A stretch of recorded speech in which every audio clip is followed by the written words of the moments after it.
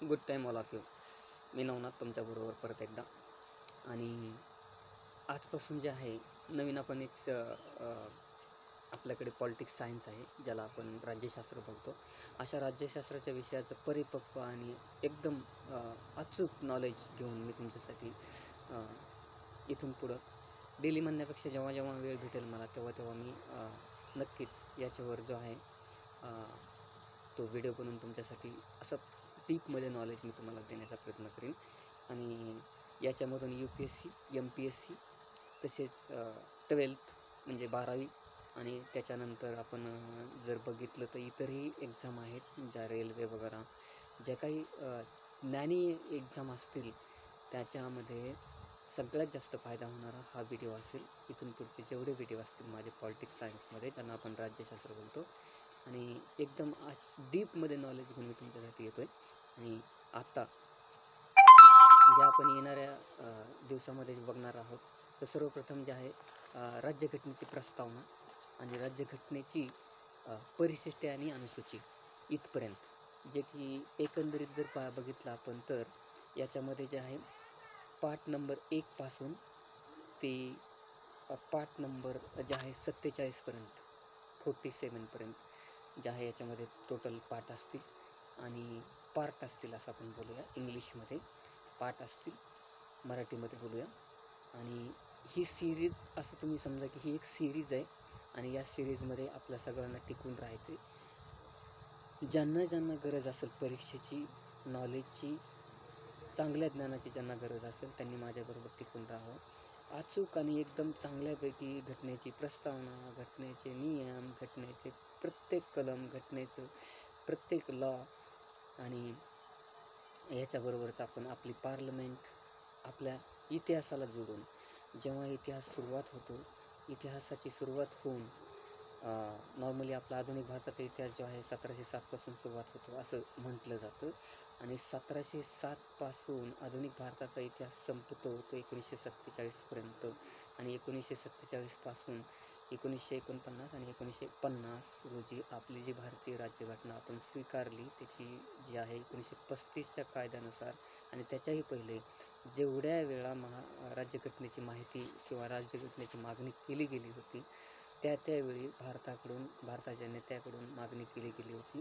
आणि तेव्हापासूनचा इतिहास आपण जोडून पुढे महाभारताचा जे आहे आधुनिक भारताचा इतिहास जो आहे हाही एका पार्टमध्ये मी सुरू केलेला आहे आणि तुम्हाला या चॅनलवरती, द्वारकामाई चॅनलवरती तुम्हाला हाही दिसेल.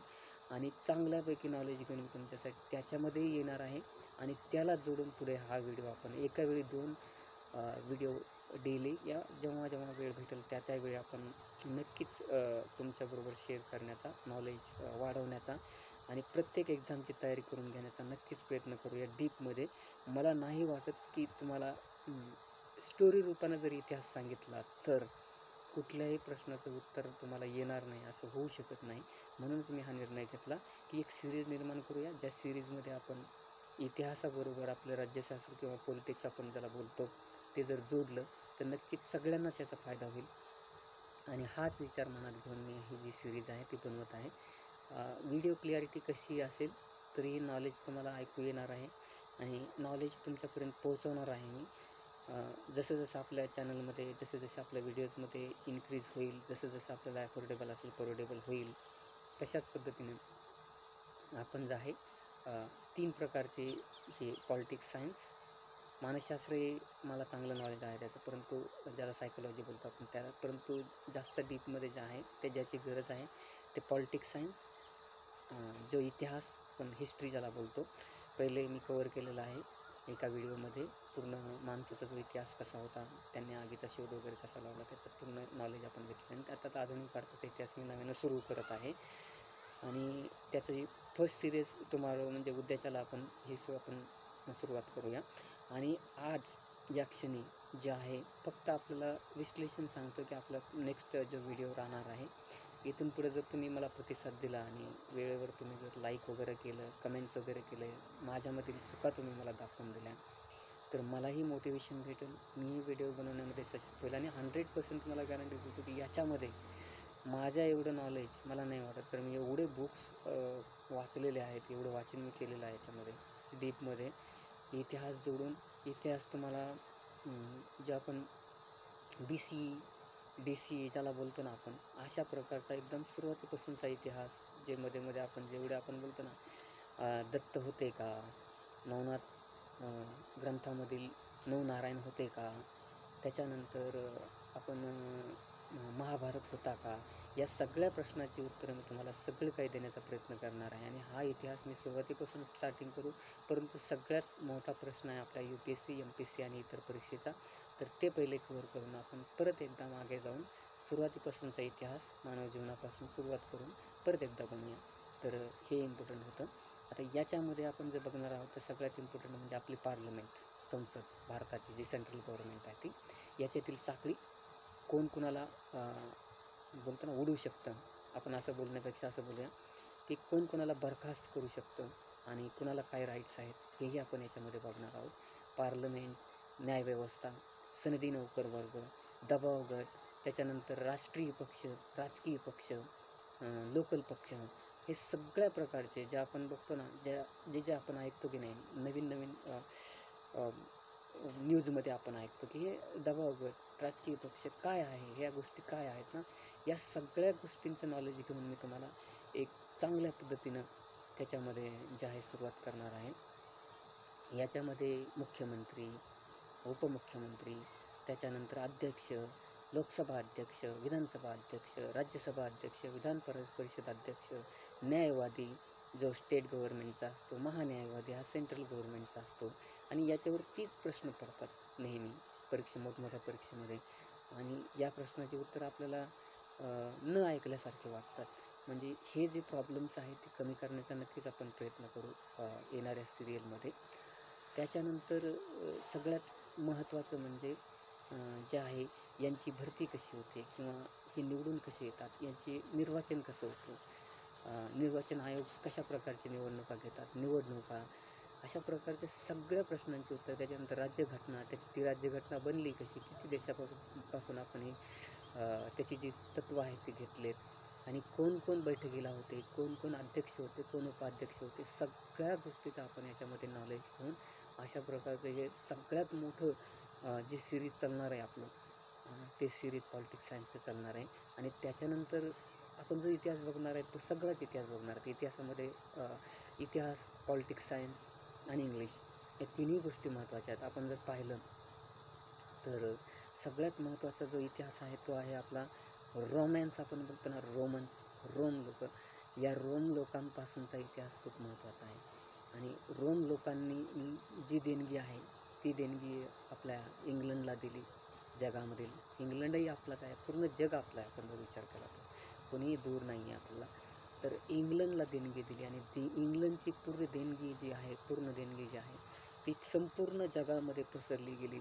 आणि संपूर्ण जगामध्ये जी पसरली गेली ती देणगी अमेरिका, भारत, जे काही देश आहेत, ऑस्ट्रेलिया वगैरे, जेवढ्या देशावर इंग्रजांनी राज्य केलं तेवढ्या देशामधील फौजा, तेवढ्या देशामधील जे काय आहेत वेगवेगळे ज्या सुविधा आहेत, सुखसुविधा आहेत, मॅनेजमेंट आहेत. आज आपण जर बघितलं इंडस्ट्रीमध्ये, ज्या इंडस्ट्रीमध्ये मी काम करतो अशा इंडस्ट्रीमध्ये सुद्धा एकमेकांना साखळी आहे.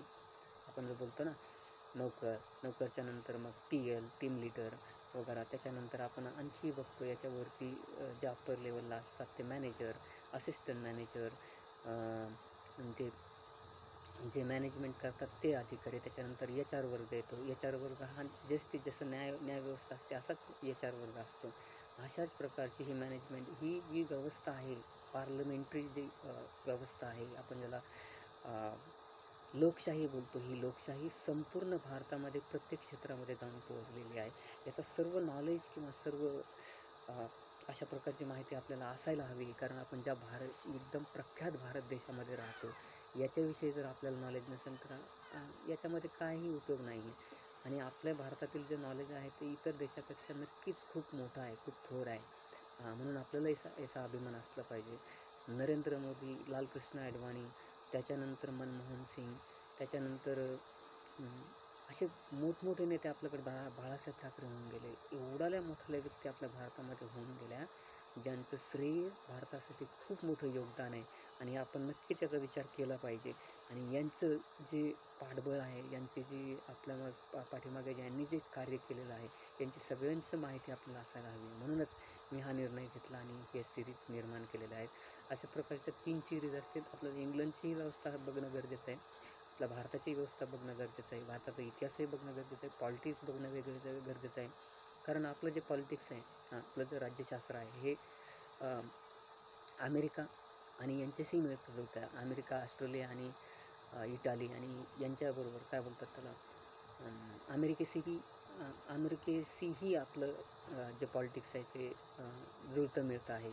म्हणून आपण या सगळ्यांचा राज्यघटनेचा याच्यामध्ये विचार केलेला आहे आणि या सगळ्याची सिरीज आपल्याला खूप मोठ्या प्रमाणात योगदान देणार आहे. म्हणून तुम्ही या सिरीजमध्ये नक्कीच मला साथ द्या. मला लाईक करत राहा. मला सबस्क्राईब करून घ्या, म्हणजे तुम्हाला वेळेच्या वेळेवर माझा व्हिडिओ अपलोड झालेला नक्कीच समजेल. जे आहे आपल्या देशातील सगळ्यांचं योगदान आपल्याला ऐकून, बघून आणि इंग्लिशचाही खूप मोठा सहभाग आहे आपल्याला. आणि या सगळ्या गोष्टींचा विचार करून आजच्या दिवशी आपण इथेच थांबूया. उद्यापासून जी सिरीज आपली सुरू होईल त्या सिरीजमध्ये राज्यघटनेची जी प्रस्तावना आपण बघूया या व्हिडिओसाठी. आणि आधुनिक भारताच्या इतिहासासाठी मी ऑलरेडी व्हिडिओ बनवलेला आहे, त्याच्यामध्ये त्याची तुम्हाला माहिती भेटून जाईल. मला सबस्क्राईब करा. परत एकदा रिक्वेस्ट करतो, म्हणजे सबस्क्राईब केल्यानं आणि जे आहे तुम्ही लाईक केल्यानं आणि कमेंट केल्यानं माझं मोटिवेशन वाढेल आणि तुमच्यासाठी नक्कीच एक नवीन योगदान म्हणून मी तुमच्यासमोर येईल, हे नक्की आहे. Thank you all of you.